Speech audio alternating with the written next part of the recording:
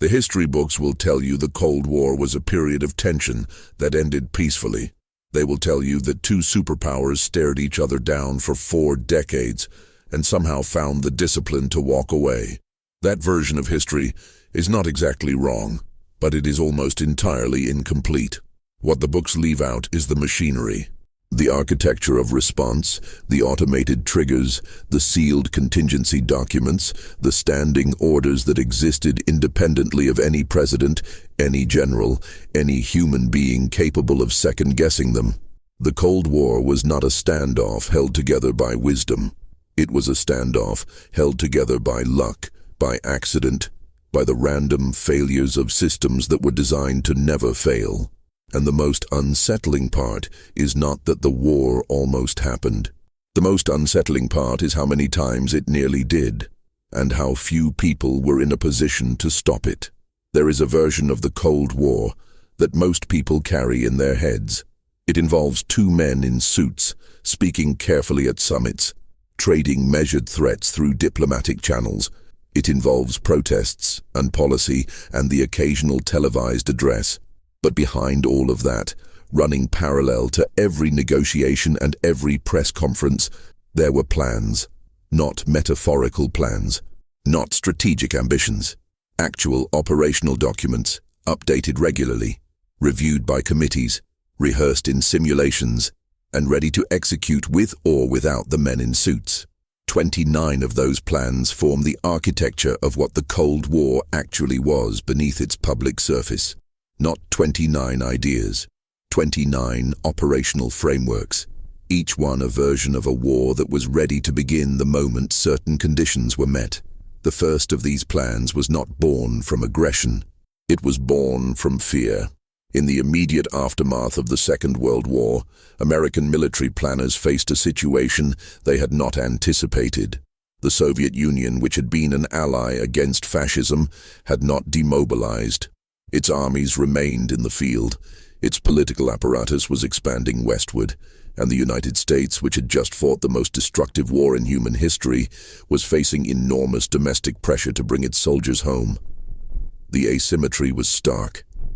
The Soviets had mass, the Americans had the bomb, and out of that asymmetry came the first formal Cold War contingency plan, a document so sensitive that its very existence was classified for decades. That plan was called Pincher, and it was drafted in 1946, before the phrase Cold War had even entered common usage. Pincher was a study, not yet a full operational order, but it established the conceptual framework that would define American military planning for the next 4 decades. It identified the Soviet Union as the primary threat. It assessed Soviet military capability and projected how far those forces could advance into Western Europe before American air power could respond. And it concluded, without sentiment, that in the event of a Soviet offensive, American nuclear weapons would need to be employed against Soviet cities and industrial centers, not as a last resort, as a first response. The logic was arithmetical. If Soviet ground forces could not be matched conventionally, they had to be deterred. And if deterrence failed, they had to be neutralized from the air before they reached the Atlantic coast. Pincher was never executed, but it established a pattern. Military planners, operating largely outside public view, began constructing what would become an entire parallel government of contingency. These were not rogue operations. They were institutional responses to institutional fear. The men writing these plans were not warmongers. They were bureaucrats in uniform, doing what bureaucrats do, which is to prepare for every eventuality and document every preparation. The problem was that the eventualities they were preparing for were apocalyptic, and the documentation was never meant to be questioned. By 1948, Pincher had given way to a more developed plan called Broiler, which was then replaced by Frolic, and then by Half Moon, and then by Fleetwood. Each successive plan refined the targeting list, updated the projected Soviet capabilities, and incorporated new intelligence. Each one was more detailed than the last. Each one assumed that a war with the Soviet Union was not merely possible but probable, and that American survival depended on striking first and striking hard. The word preemption does not appear in these early documents, but the logic of preemption runs through all of them. If the other side is going to shoot, you have to shoot first. And if you are going to shoot first, you have to know exactly where and when and how. The year 1948 brought the Berlin blockade, which transformed these theoretical plans into something closer to operational reality. When Soviet forces cut off land access to West Berlin, the Truman administration faced its first genuine confrontation with Soviet power. The response was the Berlin airlift, which is remembered as a triumph of patience and logistical ingenuity. What is less remembered is what was happening simultaneously in the back rooms of the Pentagon. American bombers capable of delivering nuclear weapons were quietly moved to bases in the United Kingdom. The movement was not announced. It was not widely reported. It was a signal, sent through the language of positioning rather than words, that the United States was prepared to escalate. The Soviets read the signal. The blockade eventually ended. But the episode had demonstrated something important, that the threat of nuclear use was already functioning as an instrument of policy, and that the plans sitting in classified filing cabinets were not hypothetical. They were operational options available on request. The plan that governed American nuclear strategy through the late 1940s and into the early 1950s was called Trojan, and it contained a targeting list that, when it was eventually declassified decades later, shocked even experienced historians. Trojan identified 70 Soviet cities for nuclear attack, not military installations, not command and control nodes, cities. The logic was the same logic that had driven the strategic bombing campaigns of the Second World War, the assumption that destroying industrial capacity and civilian morale would break the enemy's ability to continue fighting.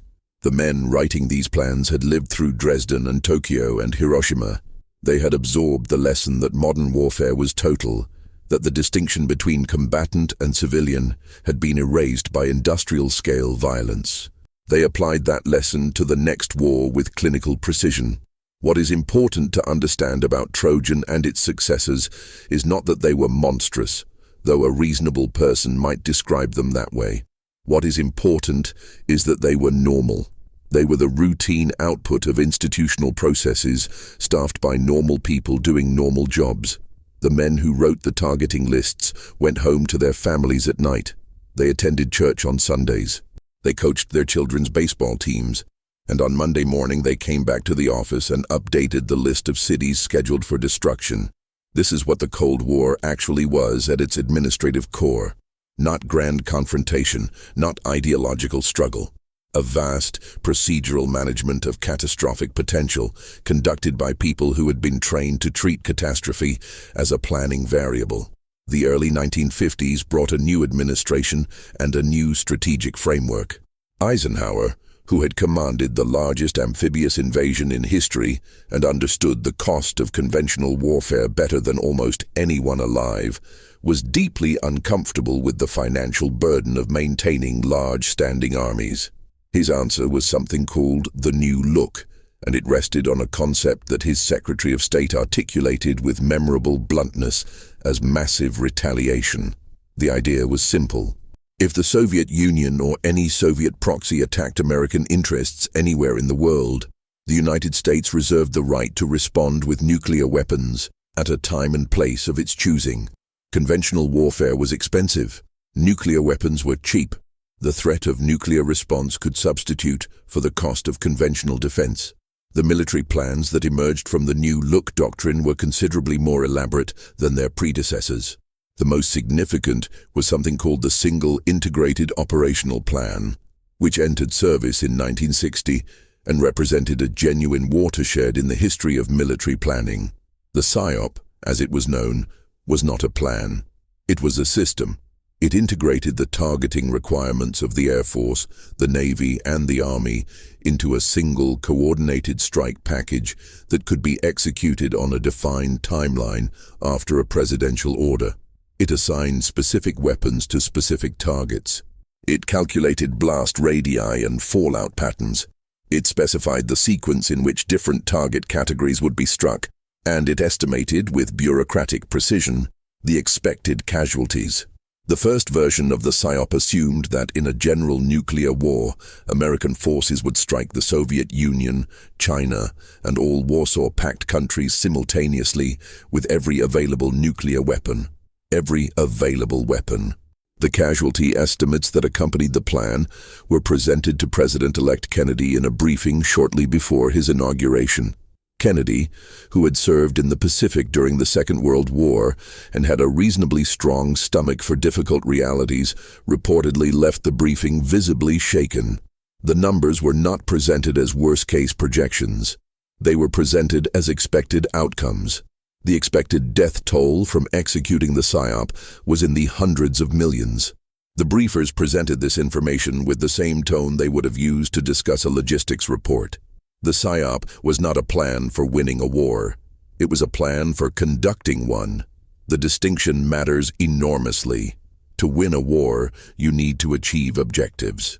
The PSYOP had no objectives in the normal sense. It had targets, and it had procedures for striking them, and it had timelines for completing the strike, and it had damage assessment protocols for evaluating what had been destroyed. But it contained no plan for what came after. There was no reconstruction framework, no occupation protocol, no political objective that the military action was meant to achieve. The PSYOP was a machine for violence, not a strategy for victory. And the men who built it knew the difference and built it anyway, because the alternative was to have no plan at all. And no plan at all was considered more dangerous than a plan for mutual annihilation. Running parallel to the PSYOP was a system of alerts, readiness conditions, and deployment protocols that kept American nuclear forces in a state of permanent near readiness. The Defense Condition System, known as DEFCON, established 5 levels of military readiness ranging from normal peacetime operations at DEFCON 5 down to maximum readiness at DEFCON 1. DEFCON 1 has never been officially declared. The closest the system came was DEFCON 2, which was reached during the Cuban Missile Crisis of 1962, and which meant that American nuclear forces were prepared to execute the PSYOP within 15 minutes of a presidential order. What most people do not know is that during that crisis, the readiness protocols generated a series of near-catastrophic events that had almost nothing to do with the decisions being made in the White House or the Kremlin. On October 25, 1962, at the height of the Cuban Missile Crisis, a guard at Duluth Air Defense Sector saw a figure attempting to climb the security fence. He fired a warning shot and triggered an intruder alarm.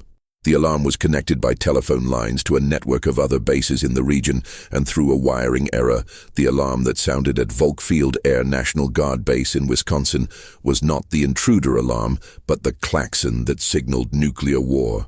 Pilots scrambled to their aircraft, nuclear-armed F-106 interceptors, and began preparing for takeoff. The order to launch had not been given. The war had not started. But the men in those aircraft had been trained to respond to that specific sound in a specific way, and they were responding. The error was caught by a base commander who drove his car onto the runway with its headlights flashing as the only available means of communicating with the pilots. The aircraft stopped. The war did not start, but it came closer than anyone in Washington knew. On the same day, on the other side of the country, a test missile was accidentally launched from Vandenberg Air Force Base in California. The missile was an Atlas ICBM, and it carried no nuclear warhead, but it had not been scheduled for launch, and its launch profile was consistent with a real strike. The North American Aerospace Defense Command tracked it and determined it was not a Soviet attack, but the determination required human judgment in a compressed time frame, and the humans involved were working within a system that had been designed to minimize the role of human judgment, because human judgment was considered a potential point of failure. That tension between human judgment and automated response runs through every Cold War readiness plan. The systems were built by people who distrusted other people, not from cynicism, but from a rational assessment of what could go wrong. A president who hesitated, a general who doubted, a communications officer who misread a signal. All of these were identified as potential vulnerabilities in a system where response time was measured in minutes.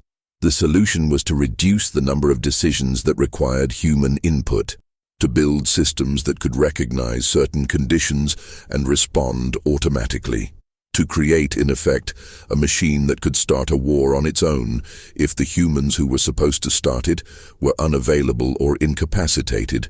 The Soviets were building the same kind of machine.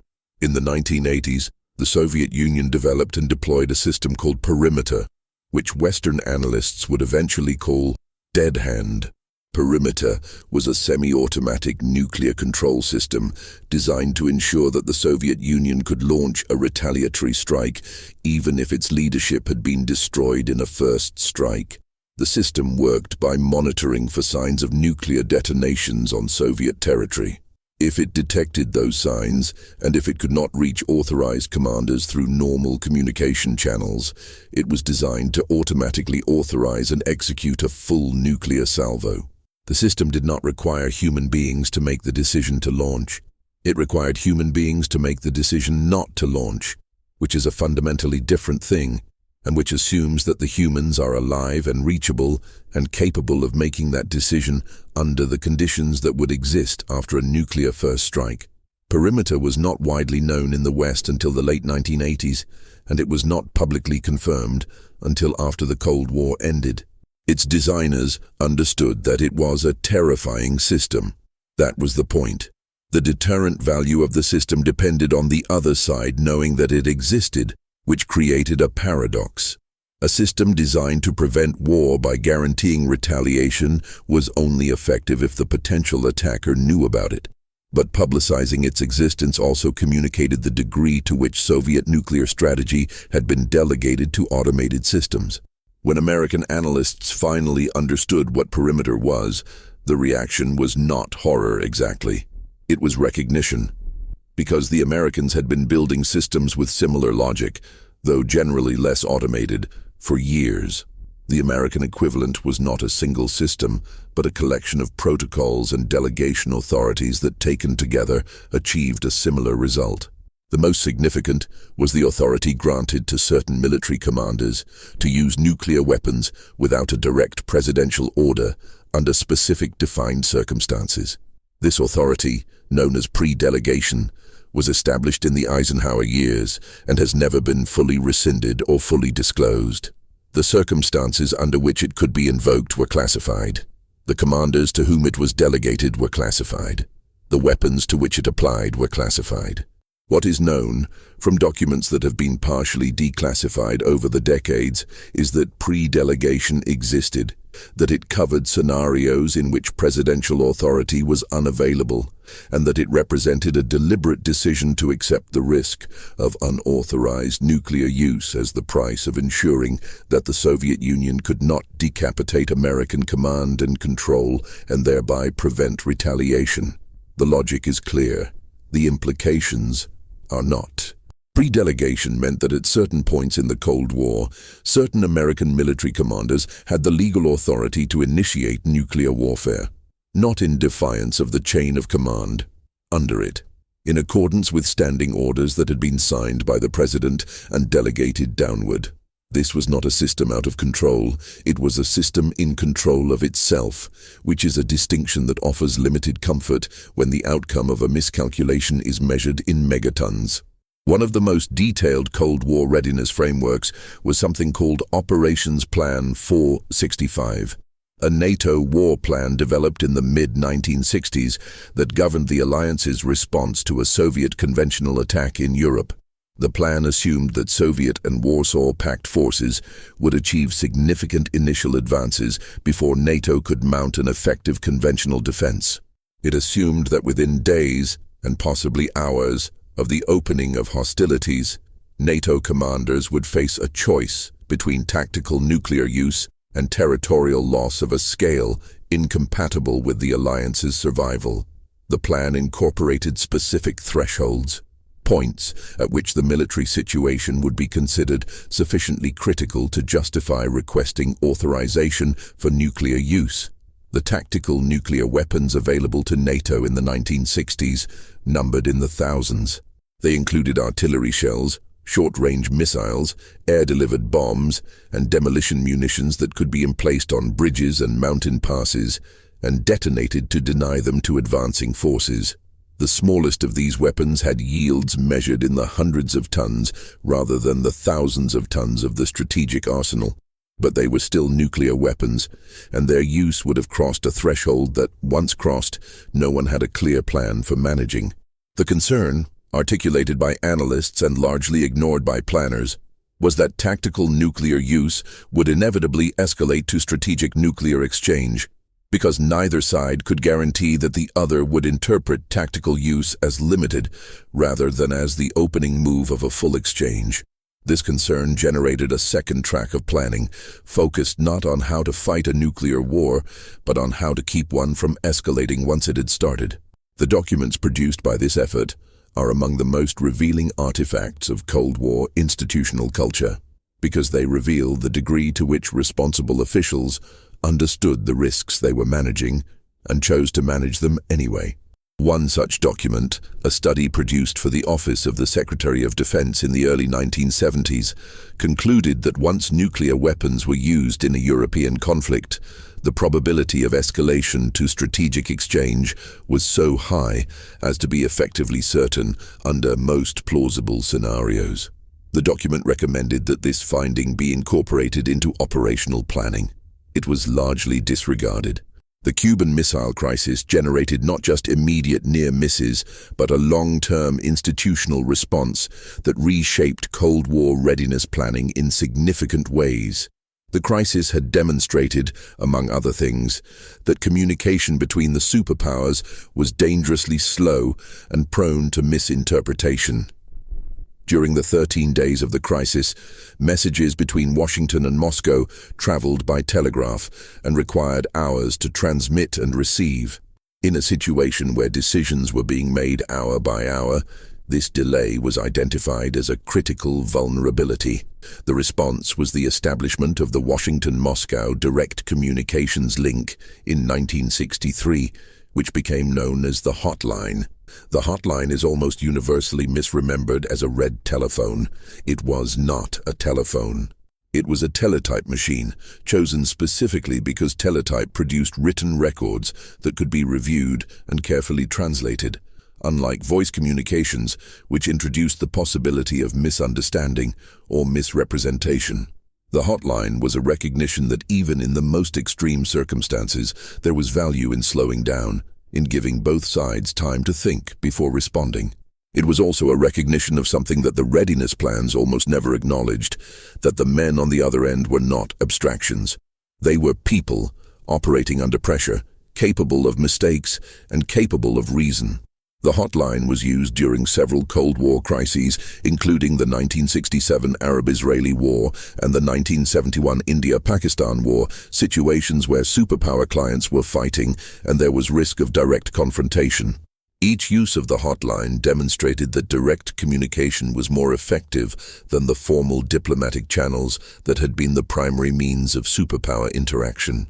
But each use also revealed the limitations of any communication system in a crisis, which is that communication only works if both sides are willing to hear what the other is saying and capable of responding in ways that the system can process. The mid-1960s brought another layer of complexity to Cold War readiness planning with the proliferation of nuclear weapons to additional states. France developed and tested its first nuclear weapon in 1960. China detonated its first nuclear device in 1964. Each new nuclear state created new targeting requirements, new command and control challenges, and new potential pathways to conflict. The American response to Chinese nuclear capability was particularly revealing. Documents declassified in the 1990s show that in the period immediately following China's first nuclear test, American military planners conducted a serious assessment of options for preventing China from developing a deliverable nuclear arsenal. The options ranged from diplomatic pressure to covert sabotage to preventive military strikes. None were adopted, in part because of Soviet opposition, in part because of the logistical difficulties, and in part because senior officials recognized that a preventive strike that failed to destroy the entire program would leave the United States in a worse position than doing nothing. The assessment of the Chinese nuclear threat also revealed something important about the underlying logic of Cold War planning. The concern was not primarily that China would attack the United States. The concern was that China's possession of nuclear weapons would complicate American deterrence strategy, create ambiguity about targeting and response, and potentially provide cover for Soviet adventurism. Nuclear weapons were understood not just as military instruments, but as political facts, capable of reshaping the strategic landscape by their existence, regardless of whether they were ever used. This understanding drove an endless cycle of planning, because every change in the strategic landscape required updating the plans, and updating the plans required new intelligence, which revealed new capabilities, which required further updates. The intelligence apparatus that fed the readiness plans was itself a vast institutional structure with its own culture of secrecy and its own sources of distortion. The U-2 reconnaissance program, which began overflights of Soviet territory in 1956, produced imagery intelligence of extraordinary quality that transformed American understanding of Soviet military capabilities. Before the U-2, American estimates of Soviet nuclear forces were based on fragmentary signal intelligence and informed guesswork. After the U-2, planners had photographic evidence of specific bases, specific missile configurations, specific deployment patterns. The intelligence was more reliable, but it was not perfect, and the interpretation of what it showed was shaped by institutional assumptions that were not always accurate. The most consequential of these interpretive failures was the bomber gap. The belief that emerged in the mid-1950s that the Soviet Union was producing long-range strategic bombers at a rate that would soon give it a decisive advantage over American air forces. The bomber gap was based on genuine intelligence, Soviet aviation displays that showed impressive numbers of new aircraft. What the intelligence did not show, and what was not understood until later, was that the Soviets were flying the same aircraft past the reviewing stand multiple times to inflate the apparent numbers. There was no bomber gap. But the fear of it drove an expansion of American bomber forces, the development of new air defense systems, and a revision of contingency plans that assumed Soviet air power was larger and more capable than it actually was. The bomber gap was followed by the missile gap, the belief that the Soviet Union was deploying intercontinental ballistic missiles at a rate that would give it a decisive advantage in the early 1960s. The missile gap was also based on genuine but incomplete intelligence. Soviet missile testing was real. Soviet missile development was real. What was not real was the scale of deployment that American analysts projected. When U-2 imagery and later satellite reconnaissance allowed a more complete assessment, it became clear that the Soviets had deployed far fewer operational ICBMs than the estimates had suggested. But the missile gap, like the bomber gap before it, had already shaped planning and procurement decisions and political debates in ways that could not be undone. The satellite reconnaissance program that eventually clarified the missile gap picture was itself a readiness plan of a particular kind. The Corona program, which flew its first successful mission in 1960, was designed to provide continuous surveillance of Soviet territory, identifying military installations, tracking deployment patterns, and providing the targeting data, without which the PSYOP could not function. The connection between intelligence collection and operational planning was direct and acknowledged. You could not strike a target you could not find, and finding targets in a country the size of the Soviet Union required a systematic, sustained, technologically sophisticated collection effort that was itself a major military undertaking. Corona was succeeded by increasingly capable reconnaissance satellite systems throughout the 1960s and 1970s. The imagery they produced was extraordinary. American analysts could read the tail numbers on Soviet aircraft from orbit. They could track the movement of individual ships and vehicles. They could monitor construction activities at military facilities and infer from the pattern of construction what the facility was being built to do. This level of surveillance was unprecedented in the history of warfare, and it had an effect on planning that was not entirely predictable. More information did not always mean better decisions. Sometimes it meant more confidence in assessments that were still incomplete. Sometimes it meant the targeting list grew faster than the analysis of what was worth targeting could keep up with. By the early 1970s, the PSYOP contained thousands of targets. Not hundreds, thousands. Targets were categorized by type, by priority, by the number and yield of weapons assigned to each. The mathematics of targeting had become extraordinarily complex, and the computer systems required to manage that complexity were themselves a significant part of the nuclear command and control infrastructure. The transition from manual planning to computer-assisted planning changed the character of the PSYOP in subtle but important ways. Plans that had previously required extensive human review at each stage could now be generated and updated much more rapidly. This was considered an advantage, because it meant plans could more quickly reflect changes in intelligence or capability. The disadvantage, which was understood but accepted, was that speed reduced the opportunity for the kind of deliberate human review that might catch errors or challenge assumptions. The Nixon era brought a significant revision to nuclear strategy under the influence of National Security Advisor Henry Kissinger, who was deeply uncomfortable with the all-or-nothing character of the existing plans. The PSYOP as it existed offered essentially one option, which was to execute the full strike package. It had limited provisions for selective or limited strikes against subsets of the target list. Kissinger, drawing on the work of strategic analysts at the Rand Corporation, argued that this lack of flexibility made deterrence less credible, because a president who faced a limited Soviet provocation and whose only option was to initiate a general nuclear war would rationally choose to do nothing rather than to end civilization. The solution, in Kissinger's view, was to develop options for limited nuclear employment that would give the president choices between massive retaliation and doing nothing. The response was a document called National Security Decision Memorandum 242, signed by Nixon in 1974, which directed the development of a range of limited nuclear employment options. The resulting modifications to the PSYOP created categories of selective attack options, regional nuclear options, and limited nuclear options, each involving a smaller subset of the available arsenal. The theory was that having credible limited options would make deterrence more effective, because the threat to use a limited option was more believable than the threat to use the entire arsenal.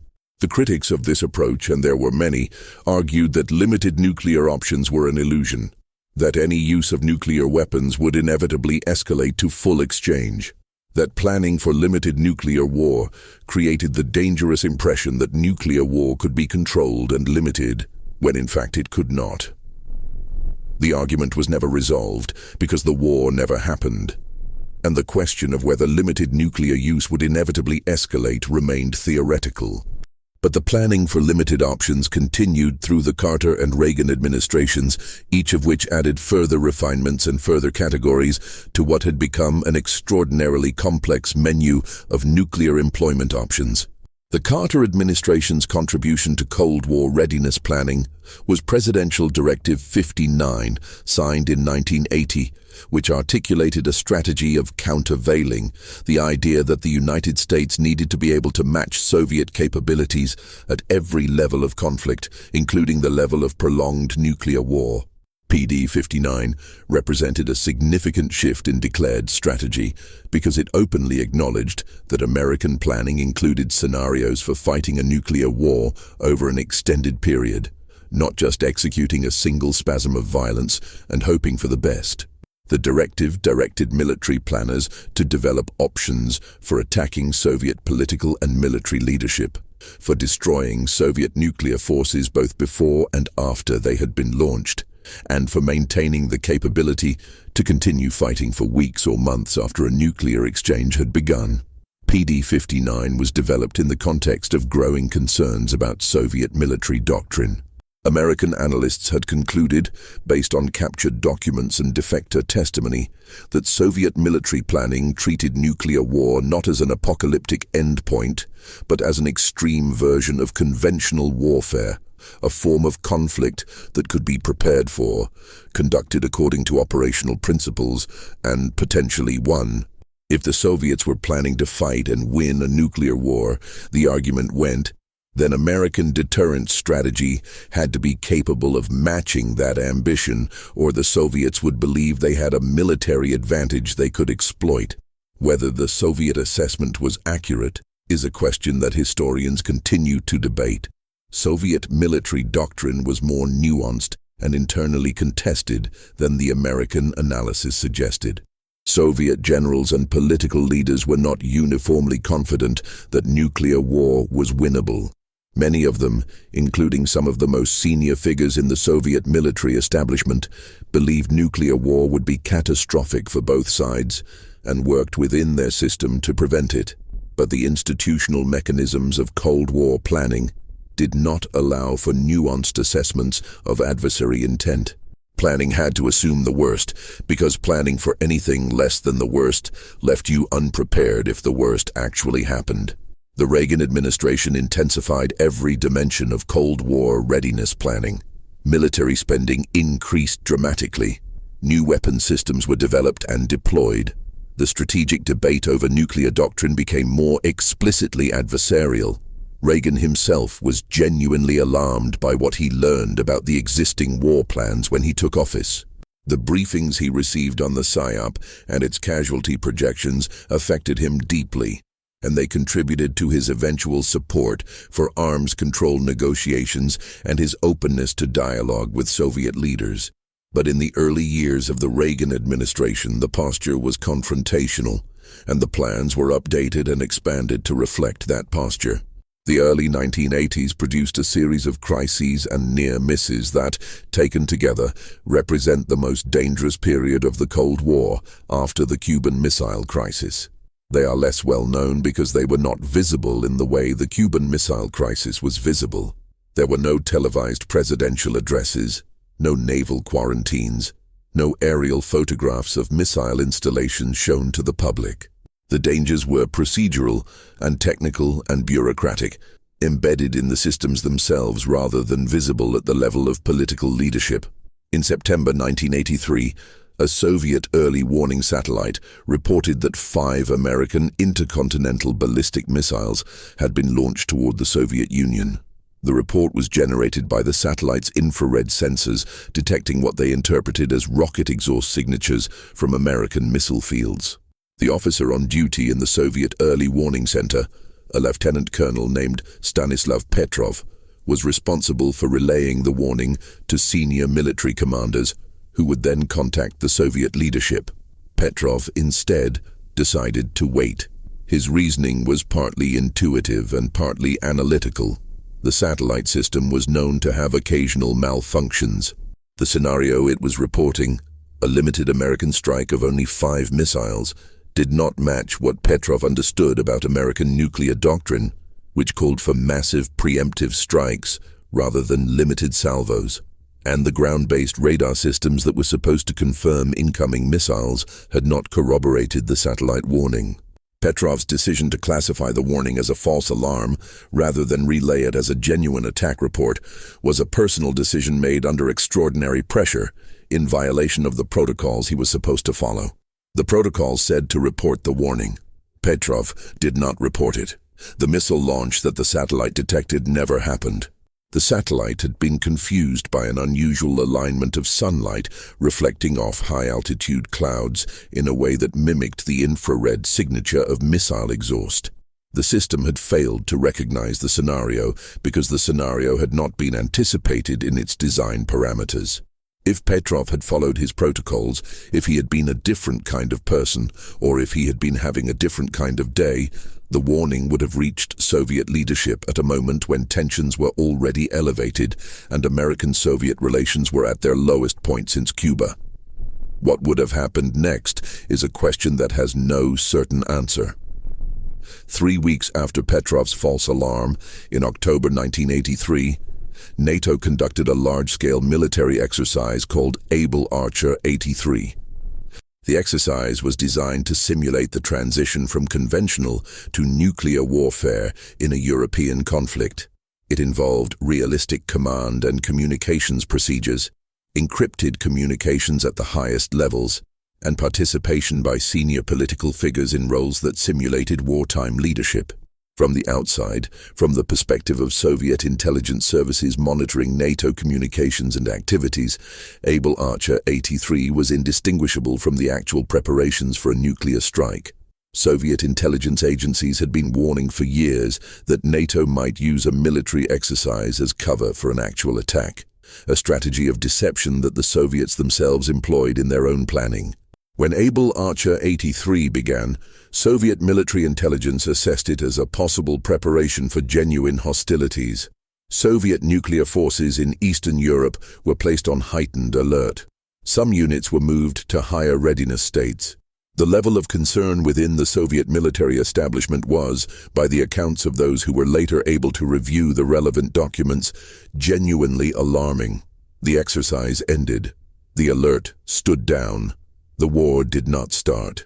But the incident demonstrated that the systems designed to prevent war through deterrence were themselves capable of generating the very panic and miscalculation they were meant to prevent.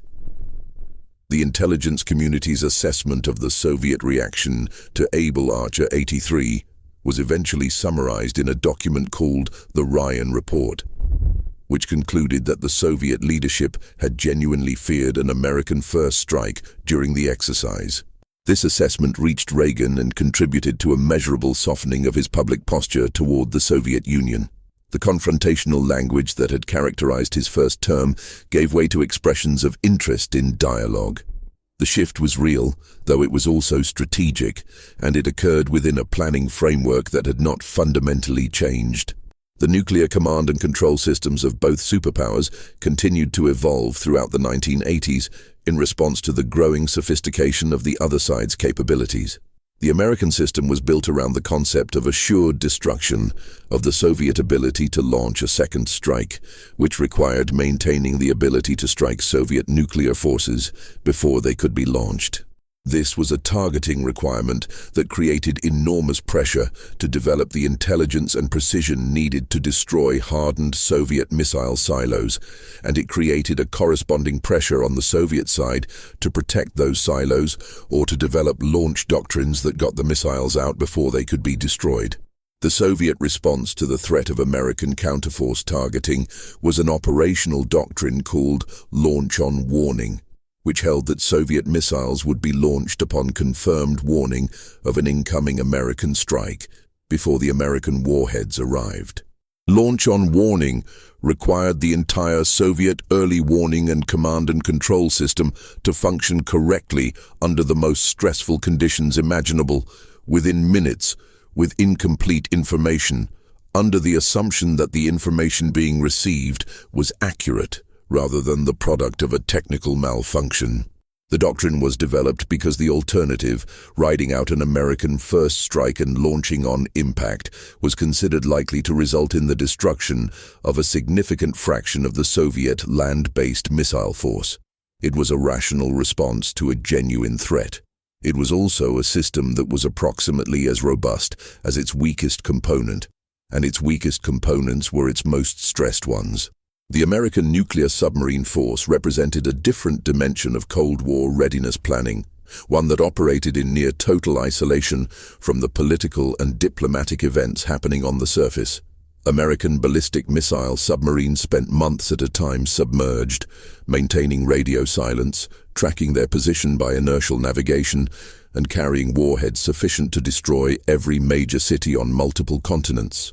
Their purpose was to serve as the ultimate survivable retaliatory force, a capability that could not be destroyed in a first strike because it could not be located. The submarines were the guarantee behind the guarantee of deterrence, the reason the Soviet Union could not calculate that a preemptive strike would be decisive. But the submarines operated under conditions that created their own pathways to failure. Communication with submerged submarines was technically challenging. The extremely low-frequency radio systems used to reach submarines at depth could transmit only a few characters per minute and could not send complex messages. The emergency action message that authorized nuclear launch was short and simple by necessity. and the authentication procedures that verified its authenticity were designed to be executable under extreme stress. The protocols assumed that a crew that had been submerged for months, living in close quarters, under the psychological pressure of carrying the instruments of potential apocalypse, would correctly execute complex authentication procedures under conditions that might include the knowledge that their home country had just been attacked. Submarine crews were selected and trained with extraordinary care precisely because of these concerns, but the selection and training processes operated on statistical probabilities. They produced crews that were highly reliable, not crews that were perfectly reliable. And the plans assumed perfect reliability because imperfect reliability was too uncomfortable to plan around. The distance between what the plans assumed and what human beings could guarantee was managed by not looking at it directly. The conventional military readiness plans that operated alongside the nuclear planning apparatus were enormous in their own right. NATO's operational plans for the defense of Western Europe evolved continuously throughout the Cold War in response to changes in Soviet and Warsaw Pact capabilities. The Fulda Gap, a corridor of relatively flat terrain in central Germany that military planners identified as the most likely axis of a Soviet conventional advance, became the focal point of decades of planning, exercise, and equipment procurement.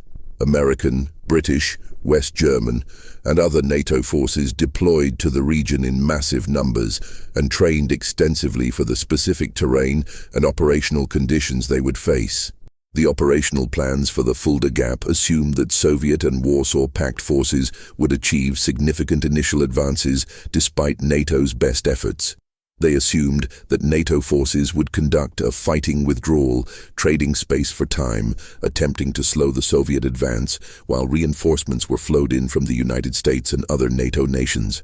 They assumed that tactical nuclear weapons would be used, and they specified at what points in the defensive withdrawal those weapons would be employed. The plans were specific enough to identify individual bridges and road junctions that would be demolished or defended to channel Soviet forces into kill zones. They were built on a foundation of careful intelligence analysis, regular exercises, and constant refinement. They were also built on assumptions about Soviet intentions and capabilities that were sometimes accurate and sometimes not. One of the most significant gaps in NATO's planning was an underestimation of the speed with which Soviet and Warsaw Pact forces could mobilize and advance.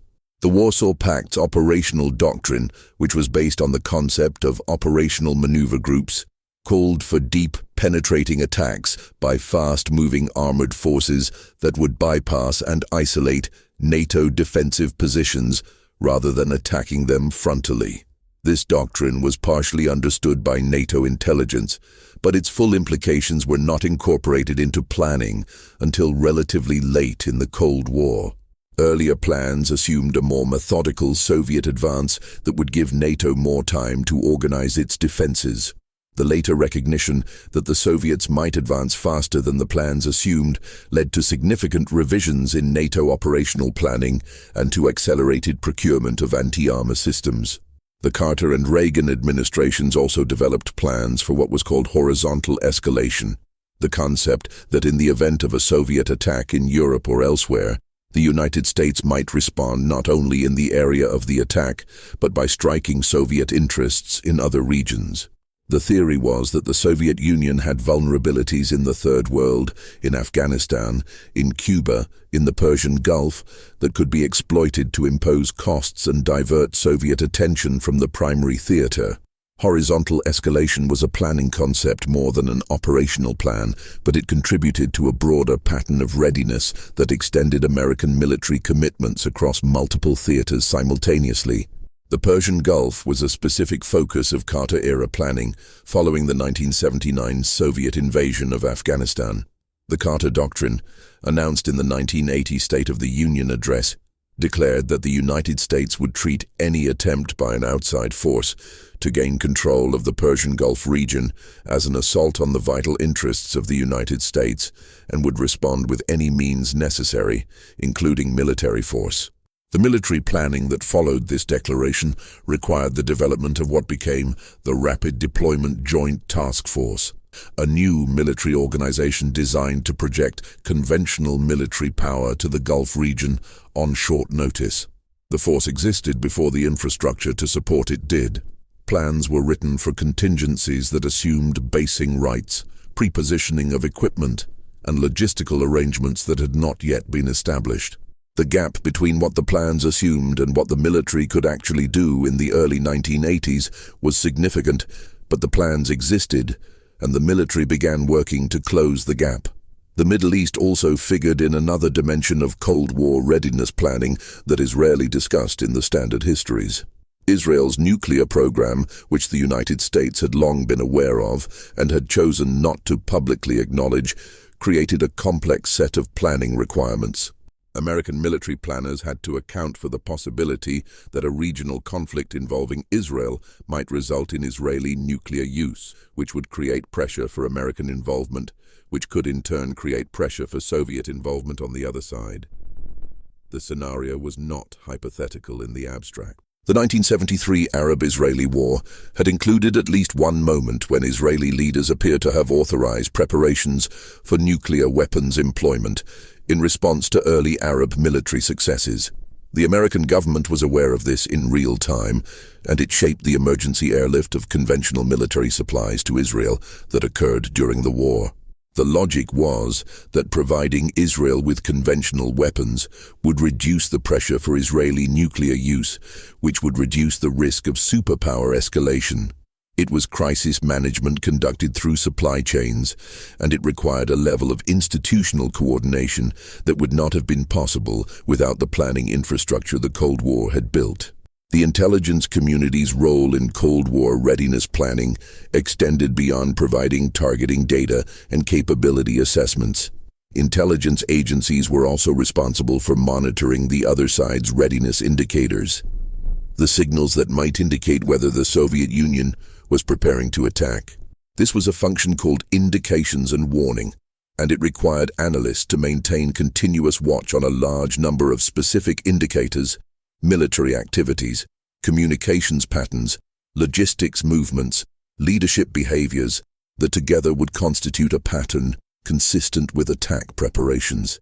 The indications and warning system was a rational response to the problem of surprise attack, but it also created its own sources of instability.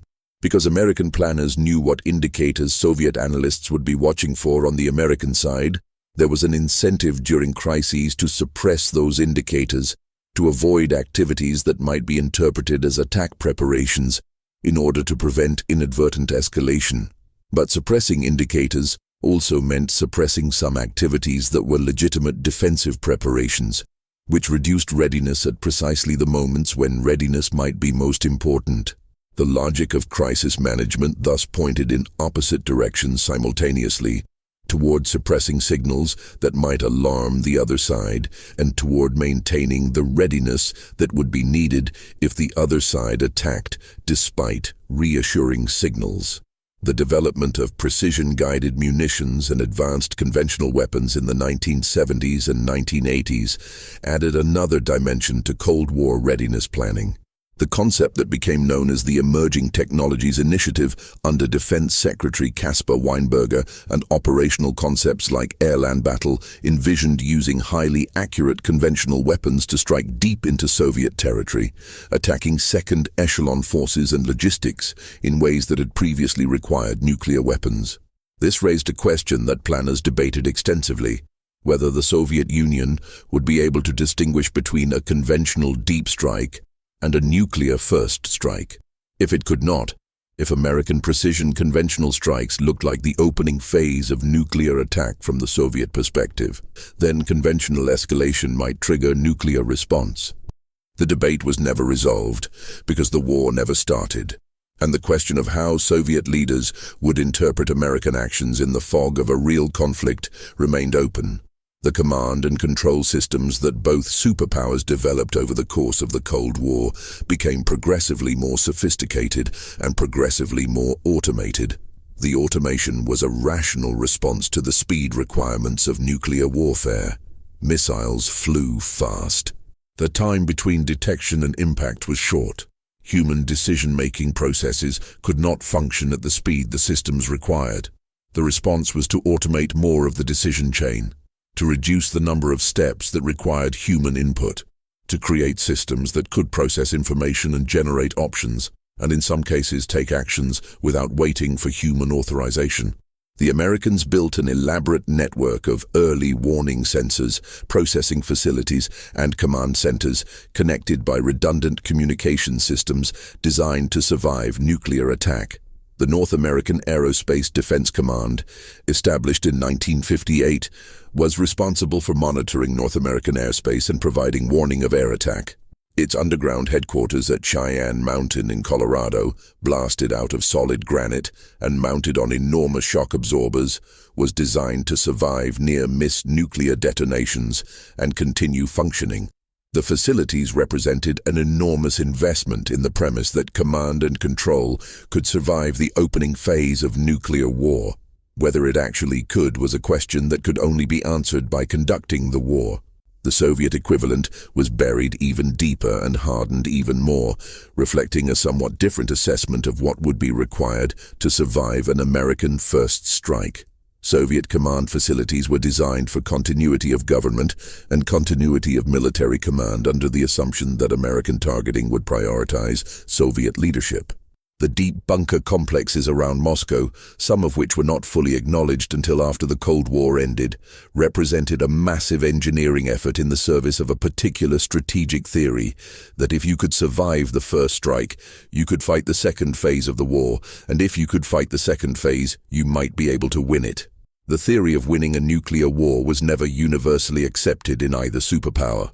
There were voices throughout the Cold War, inside the military and intelligence establishments, as well as in the academic and analytical communities, who argued that nuclear war could not be won in any meaningful sense, and that planning for nuclear warfighting was a dangerous illusion that increased rather than decreased the risk of war. These voices produced important work. They influenced policy at the margins. They did not fundamentally alter the planning frameworks. The plans continued to evolve, to grow more complex, to incorporate new capabilities and new contingencies, driven by their own institutional momentum. The development of cruise missiles in the 1970s added a new dimension to the targeting problem for both sides. Unlike ballistic missiles, which followed predictable parabolic trajectories that early warning radars could track, cruise missiles flew at low altitude, using terrain-following guidance systems to stay below radar coverage. They were slower than ballistic missiles, but much harder to detect and intercept.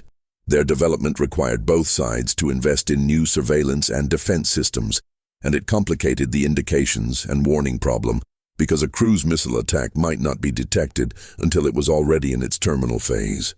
The deployment of American ground-launched cruise missiles in Western Europe in the early 1980s, along with Pershing II ballistic missiles, was one of the most politically contentious decisions of the Reagan era. The deployment was a response to Soviet deployment of SS-20 intermediate-range missiles in Eastern Europe, which NATO planners had assessed as a significant threat to the alliance's military capability. The American missiles were intended to restore the balance, to provide NATO with options for striking deep into Soviet territory that would complicate Soviet military planning. The Soviet response to the deployment was intense. Soviet leaders, including Yuri Andropov, who was in poor health and apparently genuinely fearful of American intentions, described the deployment as a qualitative escalation that threatened strategic stability. The political crisis over intermediate-range nuclear forces ultimately led to the Intermediate-Range Nuclear Forces Treaty of 1987, which eliminated an entire category of weapons and represented the most significant arms control agreement of the late Cold War. The treaty was possible partly because of the political developments within the Soviet Union under Mikhail Gorbachev, and partly because both sides had concluded, through years of negotiations and political pressure, that the missiles deployed in Europe were a source of instability rather than security. The elimination of those missiles did not eliminate the targeting plans that had incorporated them, or the command and control systems designed to support them. It reduced the number of options available. It did not change the fundamental architecture. The INF Treaty was followed by the START agreements, which reduced strategic nuclear arsenals but did not eliminate them. The reductions were significant. The arsenals that remained after the agreements were still capable of destroying human civilization multiple times over. The plans for using them were updated to reflect the new force levels, but the logic of the plans did not change. Deterrence still required the capability to retaliate. Retaliation still required targeting. Targeting still required planning. The machinery of Cold War readiness was smaller after the arms control agreements than before, but it was still running. One of the least discussed dimensions of Cold War readiness planning was the continuity of government infrastructure developed by both superpowers. American planners had recognized from the earliest days of the nuclear era that a decapitating first strike, one that destroyed the president and the National Command Authority, would eliminate the ability to order a coherent military response. The response was to develop an elaborate system of succession, hardened facilities, airborne command posts, and pre-delegation authorities designed to ensure that somewhere, someone with the legal authority to order nuclear retaliation would survive the first strike. The Airborne Command Post program, which produced aircraft known to the public as Looking Glass and to the military by a series of code names, maintained a continuous airborne presence for decades, with a general officer on board at all times capable of assuming the authority to launch nuclear weapons if ground-based command facilities were destroyed. Looking Glass flew continuous missions from 1961 to 1990, 24 hours a day, 7 days a week, for 29 years without interruption. The aircraft and their crews represented the ultimate contingency, the guarantee that the American nuclear response could not be eliminated by any plausible first strike scenario. The continuity of government program extended far beyond military command to include plans for relocating the civilian government to hardened facilities in the event of attack. The most famous of these facilities is the Greenbrier Resort in West Virginia, which contained a massive underground complex designed to house Congress during a nuclear emergency. The facility was built in the 1950s and maintained in secret for decades, stocked with supplies, communications equipment, and the administrative infrastructure needed to allow Congress to function after a nuclear attack. It was discovered by a journalist in the early 1990s and reported publicly, rendering it effectively useless for its intended purpose. The existence of the facility, once exposed, raised more questions than it answered about what exactly the plan was for governing the surviving remnant of the American population after a nuclear exchange, and about who had been let in on the planning and who had not. The Marine One contingency, plans for the evacuation of the president and senior officials, were maintained throughout the Cold War and involved a network of landing zones, evacuation routes, and alternative command facilities that extended across a significant portion of the eastern United States. The planning was detailed enough to include specific procedures for different warning times. With 30 minutes of warning, the president could be evacuated by helicopter to an airborne command post. With 15 minutes, he might not make it to the helicopter. With under 10 minutes, the pre-delegation authorities kicked in, and the war would be conducted by whoever survived the opening strike and held the appropriate authorization codes. The authorization codes themselves represented a significant planning problem throughout the Cold War. The codes that authenticated nuclear launch orders had to be simultaneously accessible to the people authorized to use them and inaccessible to anyone who might attempt unauthorized use. The tension between accessibility and security was managed through classification systems and physical security measures, but both systems were imperfect. The permissive action links installed on American nuclear weapons to prevent unauthorized use were a significant improvement over the earlier practice of relying entirely on human judgment and command authority, but they were not perfect either. And the Soviet nuclear command and control system, for much of the Cold War, relied more heavily on physical custody and political authority than on technical safeguards, which created its own vulnerabilities. The nuclear war plans of the 1980s were so detailed and so deeply embedded in the institutional culture of the military that they developed a kind of autonomous momentum. Planners updated them continuously, not because anyone had ordered specific changes, but because updating the plans was what planners did. The plans grew more complex each year. The targeting list expanded. The employment options multiplied. The command and control procedures became more elaborate. And at every level of the planning process, the people doing the work were focused on the technical and procedural challenges of their specific piece of the puzzle, not on the overall system and what it was designed to accomplish. This institutional momentum produced a phenomenon that strategists called the nuclear planning bureaucracy, a permanent organizational interest in maintaining and elaborating the war plans that was largely independent of the political decisions that were supposed to guide military planning. Politicians could change strategy through presidential directives and policy guidance. The planning bureaucracy would update its documents to reflect the new guidance and then continue doing what it had always done, adding detail, refining procedures, expanding options. The plans were simultaneously responsive to political direction and resistant to fundamental change, because fundamental change threatened the institutional structures and career paths that the planning process sustained. The arms control negotiations that became a major feature of superpower relations in the 1970s operated in a complicated relationship with the readiness planning. Each arms control agreement required verification mechanisms that were themselves sources of intelligence about the other side's capabilities. The inspection regimes and monitoring systems established by arms control treaties gave both sides unprecedented visibility into each other's military programs, which reduced uncertainty and potentially reduced the risk of miscalculation. But the negotiations themselves were conducted in full awareness of the planning context. Both sides knew that the weapons they were agreeing to limit were ready for use. The negotiations occurred in the shadow of the plans, and the plans informed what each side was willing to concede. The late Cold War period saw a growing recognition among military planners of both superpowers that the existing plans had serious limitations. The American PSYOP, despite decades of elaboration, still reflected assumptions about Soviet target sets and force structures that dated from the 1960s.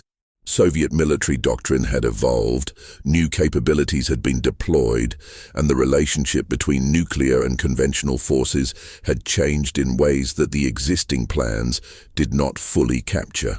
A series of studies conducted in the early 1980s recommended significant revisions to the planning framework, some of which were implemented and some of which were not, because implementation required changes to acquisition programs and deployment postures that involved substantial institutional resistance. The Soviet side was conducting similar reviews.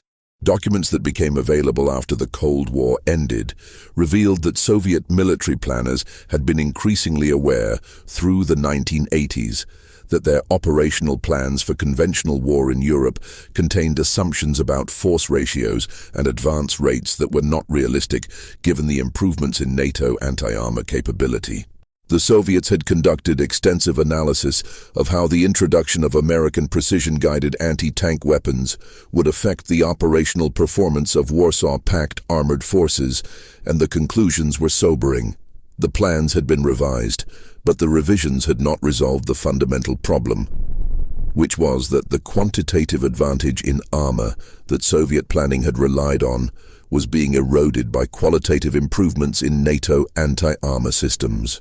These institutional self-criticisms, conducted quietly within the planning bureaucracies of both superpowers, are among the most revealing documents of the Cold War era, because they show the degree to which the people who maintained the readiness plans understood the limitations of those plans. The plans were not maintained because the planners believed they would work as intended. The plans were maintained because having plans was considered better than not having them. Even if the plans were imperfect, even if their assumptions were questionable, even if their execution might produce results that bore little resemblance to what they specified.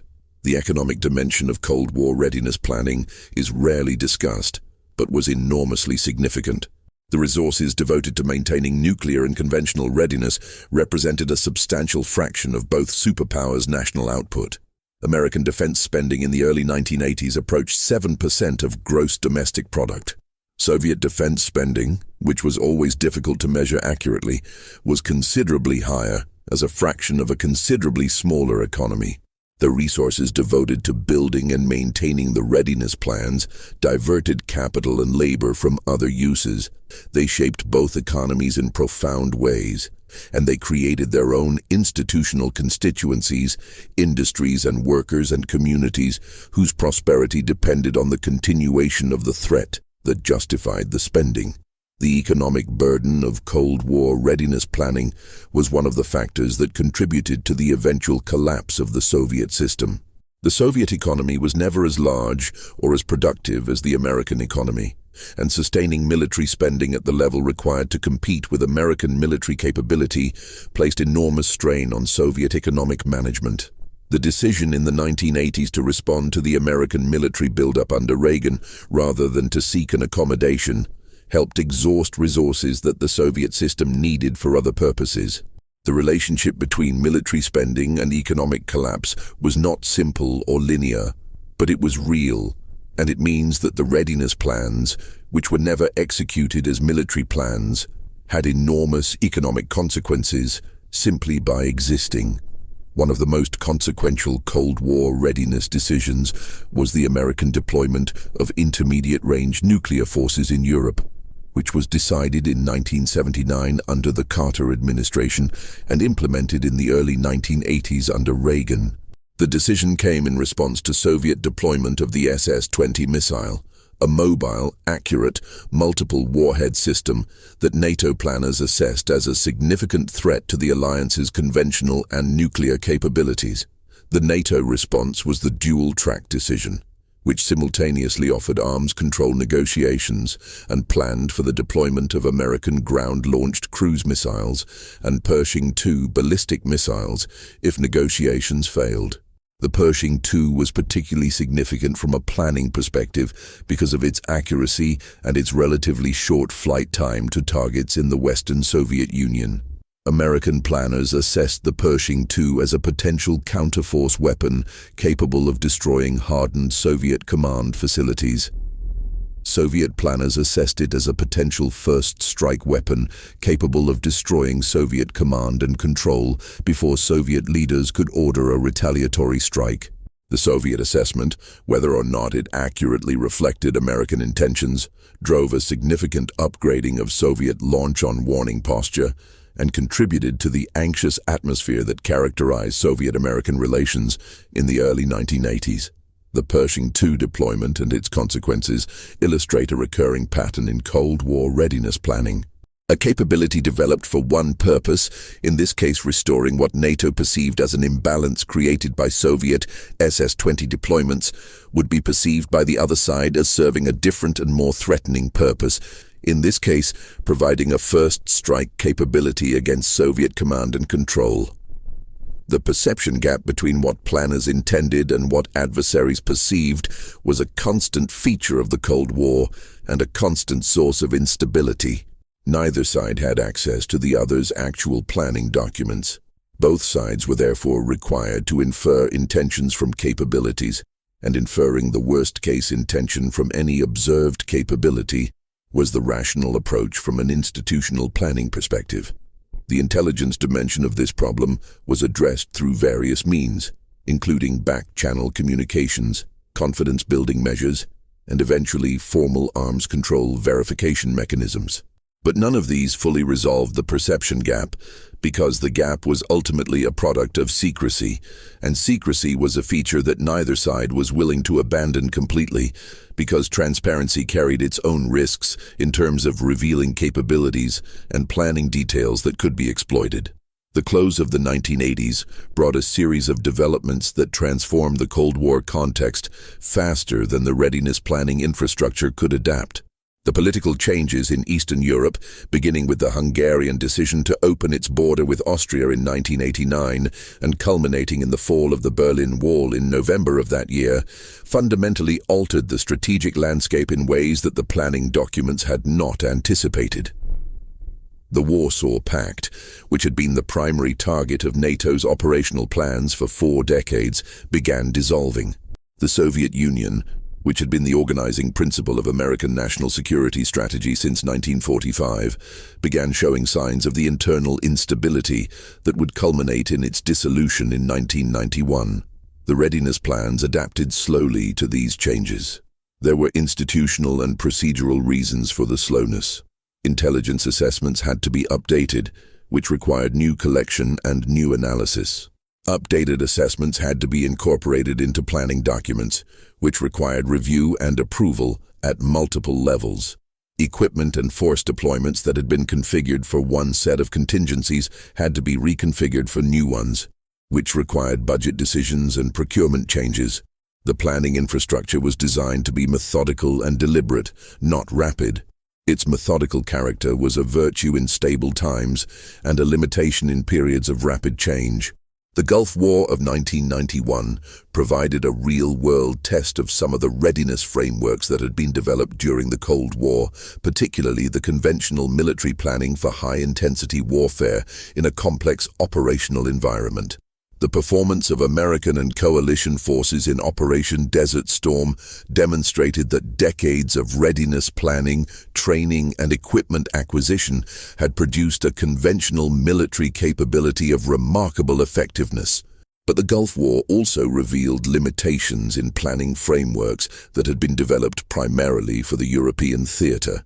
The logistics of projecting military power to the Persian Gulf, the challenges of coalition command and coordination, the operational problems created by terrain and climate very different from European conditions, all of these required adaptations to planning frameworks that had been designed for a different kind of war. More significantly, the Gulf War occurred in the context of a Soviet Union that was still nominally intact, but clearly in distress. American planners had to monitor Soviet reactions to the Gulf War, even as they were conducting it. The concern was not that the Soviets would intervene militarily, which was assessed as unlikely, but that the internal politics of the Soviet Union might generate pressures for some form of Soviet response that could escalate unpredictably. The monitoring continued through the brief period of Soviet uncertainty about the outcome of the August 1991 coup attempt, and through the formal dissolution of the Soviet Union in December 1991. The dissolution of the Soviet Union did not end the readiness planning. It changed its focus and its context, but the institutional machinery that had produced and maintained the plans for 4 decades continued operating. The nuclear weapons that the plans were designed to employ were still deployed. The command and control systems that connected those weapons to political authority were still functioning. The targeting infrastructure that identified what to strike and in what sequence was still maintained and updated. The dissolution of the Soviet Union created new planning problems, even as it eliminated the central planning problem that had organized American national security strategy since 1945. Among the new problems was the disposition of Soviet nuclear weapons, which were scattered across facilities in Russia, Ukraine, Belarus, and Kazakhstan. The question of whether those weapons would remain under coherent control during the Soviet dissolution was genuinely urgent, and it required a planning response that had not been fully anticipated. The Nunn-Lugar Cooperative Threat Reduction Program, which provided American funding and technical assistance to help secure and eventually eliminate weapons and weapons materials from the former Soviet states, was a form of readiness planning in reverse, an effort to reduce the number of nuclear capabilities that had to be planned against. The years following the Soviet dissolution saw a gradual but incomplete downsizing of the nuclear readiness infrastructure.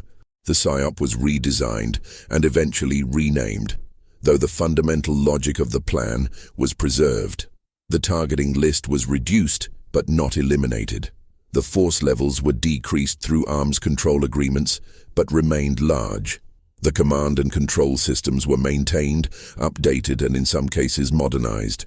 The planning continued because the weapons remained, and weapons without plans are considered in the institutional culture of military planning to be more dangerous than weapons with them. The alert levels of American nuclear forces were adjusted after the Cold War ended. Bombers that had maintained continuous alert posture were taken off alert. Some launch procedures were modified to increase the warning time required before missiles could be fired. These changes reduced the hair-trigger character of the Cold War nuclear posture without eliminating it, because elimination would have required changing the fundamental structure of deterrence in ways that no American administration was prepared to do. The Russian Federation, which inherited the bulk of Soviet nuclear forces and the Soviet nuclear planning infrastructure, faced the additional challenge of maintaining nuclear command and control during a period of severe economic distress and institutional disruption. The technical personnel who maintained nuclear weapons and the command and control systems that connected them to political authority were paid irregularly or not at all during the worst years of the 1990s.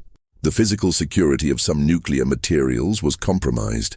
The oversight and accountability systems that kept track of weapons and materials were strained. American and Russian officials who worked the nuclear security problem during this period describe it as genuinely alarming. The readiness infrastructure built during the Cold War was designed to function under the pressures of superpower confrontation. It was not designed to function under the pressures of state collapse. The readiness plans that both sides had spent 4 decades building were products of a world that had ceased to exist. They assumed superpower confrontation. They assumed ideological conflict. They assumed a stable, if tense, adversarial relationship in which each side's capabilities and intentions could be analyzed and planned against.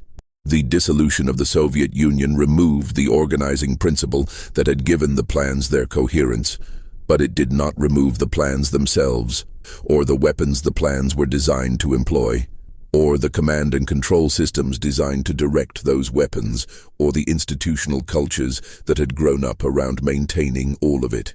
The systems that sustained the Cold War did not dissolve with the Soviet Union. They adapted. They found new justifications. They identified new threats. The readiness infrastructure that had been built for a specific adversary in a specific strategic context became a general-purpose readiness infrastructure available for application against whatever threat the next generation of planners identified as requiring a military response. The targeting databases were updated. The employment options were revised. The plans were rewritten. But the fundamental architecture, the assumption that American security required the ability to project overwhelming military force anywhere in the world on relatively short notice, and that this ability had to be continuously maintained through planning, procurement, training, and exercise, survived intact. The Cold War ended in 1991. The readiness plans built for it did not.